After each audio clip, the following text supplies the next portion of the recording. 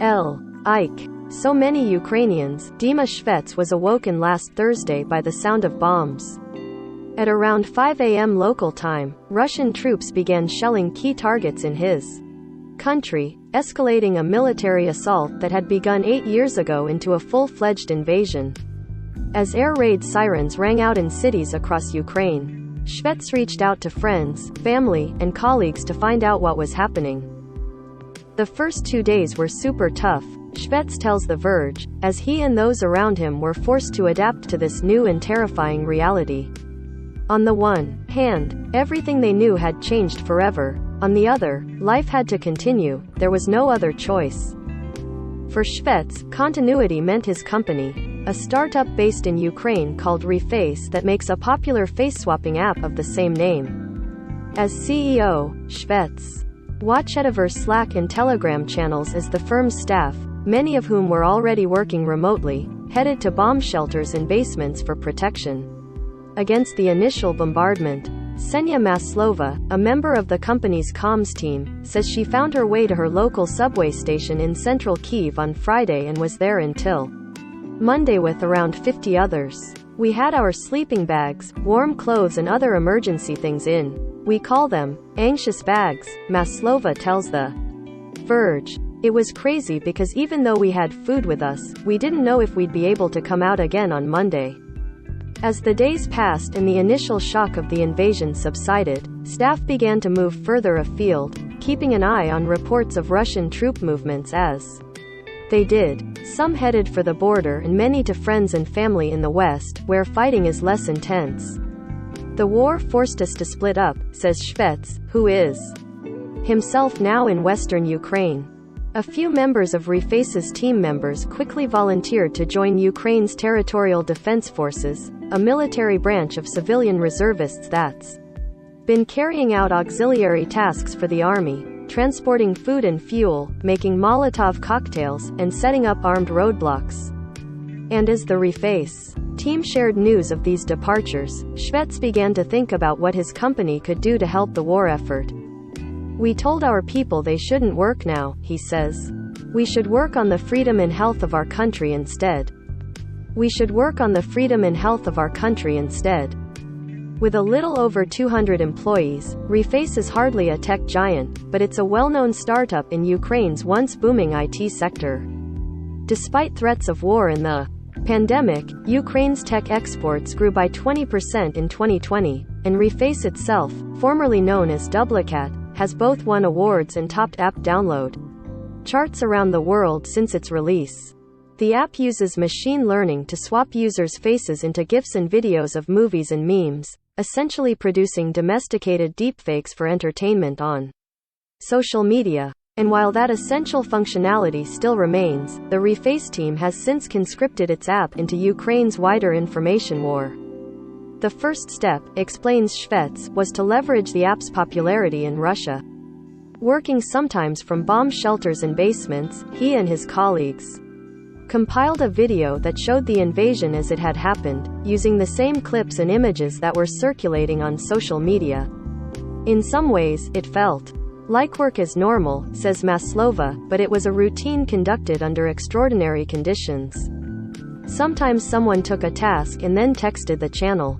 "Oh, sorry, I need to go to my bomb shelter because there are sirens," says Maslova. And we would say, okay, sure, just tell us whether you're.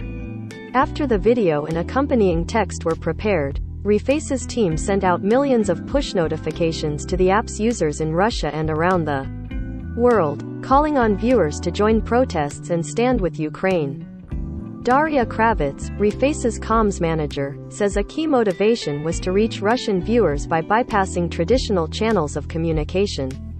Twitter and Facebook have been restricted in Russia, and the state has gone to great efforts to limit news of the war from reaching the people. We understand Russians don't have access to the real situation here because independent media is blocked, Kravitz tells The Verge. But we have 5 million users in Russia, and we sent out 2 million push notifications. We continue to send them. And in that push notification, we added footage of the real situation, and we encouraged people to go protest because that's the only way to change the situation. It's impossible to know the impact of such work, but rallying resistance is certainly not a trivial matter.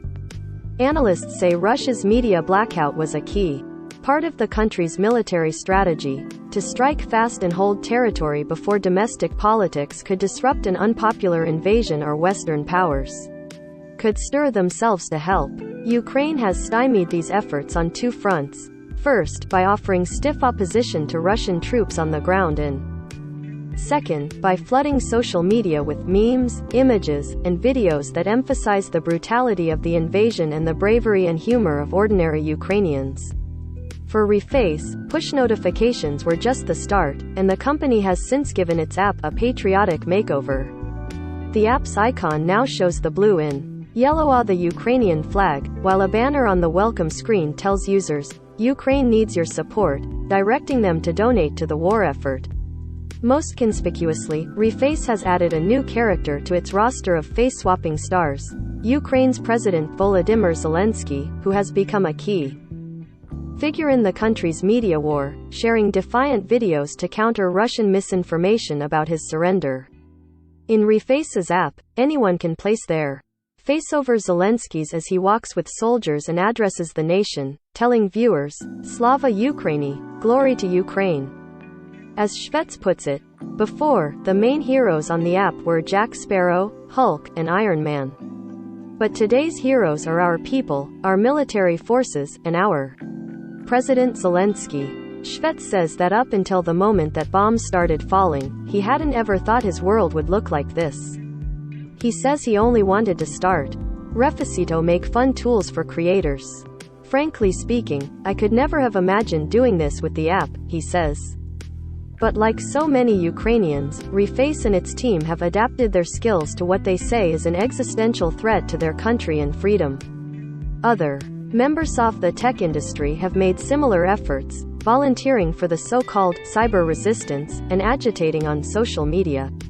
Despite these new concerns, Shvets is adamant that Reface will continue to exist whatever happens next with the invasion, as well as sending push notifications to Russians. He's been busy securing servers outside of Ukraine to keep the app running in an uncertain future. "Our app is not dead, it's developing, and it's going to be fine," he says. More immediately, though, Reface's team members say that adapting the app, even in relatively small ways, has given them a sense of purpose. Fear was replaced by the feeling that I am not alone and surrounded by such focused and brave people, says Kravitz. As Maslova puts it, during times of war, everyone has to find their niche.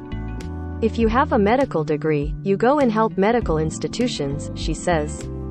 If you have communication skills, you try and prepare these texts. When asked how she feels about Reface's new direction, she pauses for a second and then gives a heartfelt sigh. United, she says. It's the most important thing, and useful. We have our own piece of the battleground. In this stream, Russia invades Ukraine. The latest news on connectivity, cryptocurrency, and more. View all 38 stories.